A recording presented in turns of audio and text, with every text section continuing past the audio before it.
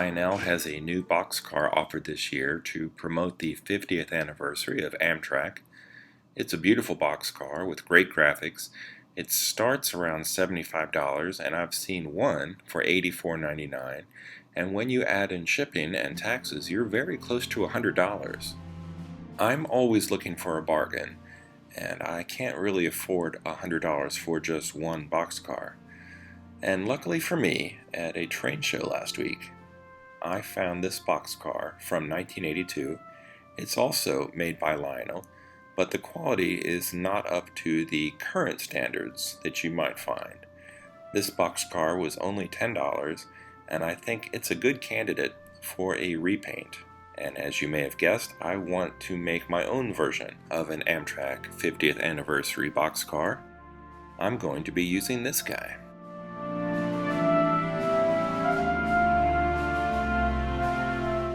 It comes apart very easily, and I think that's part of the design process, so that when it was made originally, it could also go together very quickly and very easily and make the cost cheaper. The result is not it's not a scale-looking boxcar like you might expect from Lionel these days.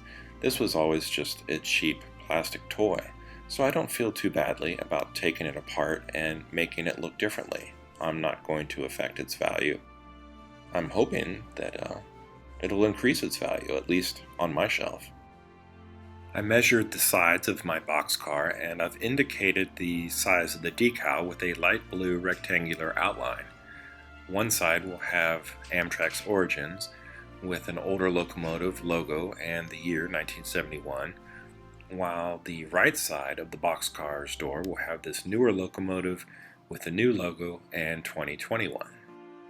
This is not going to be an exact copy of the boxcar that Lionel made. Mine is going to have simplified graphics and have some of the same design elements like the trains, the new and the old logos, plus the important dates. So you can think of this as a Bob's Workshop version of an Amtrak Anniversary Boxcar. These little stops for the sliding door on the side of the boxcar have to go. They're only going to be in the way of my new decals. And while I'm here, I think I'm going to get rid of the molded in rivet detail on the side of the boxcar. I don't need that either. The Santa Fe logo is just painted on, so it's not heat stamped. It goes away pretty easily. And what I'm left with, when I'm all done, will be a very nice, broad, flat, smooth surface for my big rectangular decals. By now, I think you know the drill as to what comes next. It's off to the sink with some 400 grit wet dry sandpaper and some sanding. Some sanding and rinsing, and more sanding and more rinsing, until you end up with a very nice, flat, smooth surface that is, I think, ready for paint. I'm going to paint the sides of the boxcar in a glossy white, and I'm masking off the roof so that I can later paint it a glossy black. The doors of the original Lionel boxcar, the anniversary car for Amtrak, are painted blue, and they have a white graphic on it. I think it's the Amtrak logo. Now I can paint the doors the same shade of blue, but I have no way to get a white graphic onto the blue doors. There's too much ribbing and detail on the doors for me to attempt any kind of graphic. So these doors are going to be painted blue and just left blue. When I'm painting a model with two or more colors, I've been using a mixture of paper, blue painter's tape, and for the line between the colors, I use Tamiya's modeling masking tape. It's very thin, but very strong at the same time. And when you remove it, you are left with just a very crisp line. A line that I think would be worthy of Lionel or Williams or MTH. Look at this. There's no bleed through. There's really nothing to touch up. This smooth, flat side is just about the best case scenario you can find for using a tape like this. I'm very happy with the result. This decal paper is very similar to photographic paper, So I chose the highest resolution settings before printing them out.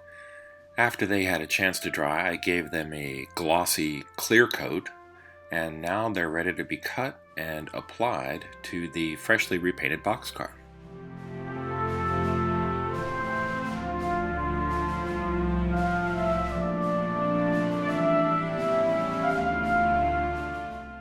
I've used a decal setting solution before with decals, but only with the store-bought kind.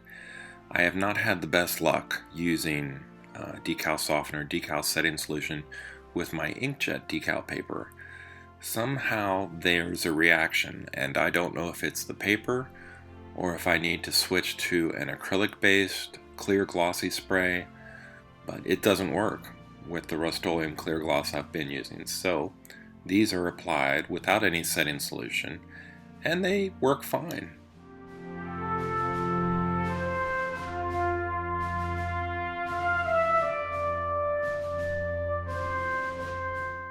Once the decal is removed from its paper backing, it's pretty fragile and it can wrinkle easily.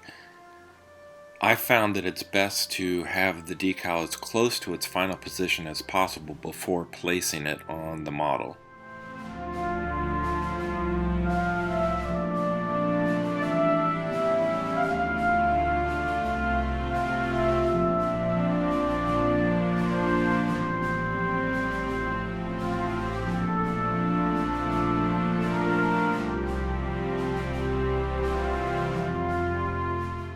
There aren't many separate parts to this model, so putting it back together now that the decals are applied and the painting is finished is a pretty easy process. Basically, you just have to slide the doors back on, install this brake wheel on one end, and then you can snap the base back into the shell.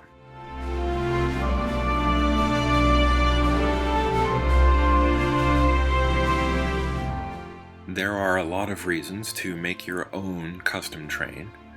One reason could be that the original is just too expensive. Another reason might be that what you want to have is just not being made right now.